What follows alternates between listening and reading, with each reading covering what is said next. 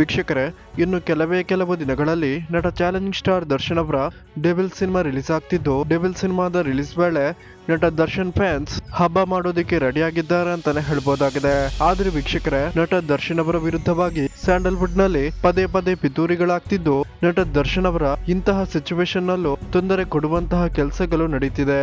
ಹೌದು ವೀಕ್ಷಕರೇ, devil ಸಿನಿಮಾವನ್ನ release ಆಗೋದಕ್ಕೆ ತಡೆ ಕೋರಬೇಕು ಅಂತ ಹೇಳಿ ಕೋರ್ಟ್ಗೆ ಸಾಮಾಜಿಕ ಕಾರ್ಯಕರ್ತರೊಬ್ಬರು ಅರ್ಜಿಯನ್ನ ಸಲ್ಲಿಸಿದ್ದು, ಡೆವಿಲ್ ಸಿನಿಮಾ ಬಿಡುಗಡೆಗೆ ಕೇವಲ 10 ದಿನಗಳು ಬಾಕಿ ಇರುವಾಗಲೇ ಸಾಮಾಜಿಕ ಕಾರ್ಯಕರ್ತ ಸಲ್ಲಿಸಿರುವಂತಹ ಈ ಒಂದು ದೂರು ಡೆವಿಲ್ ಚಿತ್ರತಂಡಕ್ಕೆ ದೊಡ್ಡ ತಲೆನೋವನ್ನ ಉಂಟು ಮಾಡಿದೆ. ಸಾಮಾಜಿಕ ಕಾರ್ಯಕರ್ತ ಕಿಶೋರ್ ಅವರು ಗ್ಯಾಂಗ್ಸ್ಟರ್ ಗಳ ಸಿನಿಮಾ ಬಿಡುಗಡೆಗೆ ಅವಕಾಶ ನೀಡಬಾರದು, ಸಮಾಜಕ್ಕೆ ಕೆಟ್ಟ ಸಂದೇಶವನ್ನ ಕೊಡುತ್ತೆ ಅಂತ ಹೇಳಿ ಕೋರ್ಟ್ಗೆ ಅರ್ಜಿಯನ್ನ ಸಲ್ಲಿಸಿದ್ದು, ಮುಂದಿನ ಸೋಮವಾರಕ್ಕೆ ಕೋರ್ಟ್ ವಿಚಾರಣೆಯನ್ನ ಮುಂದೂಡಿದೆ.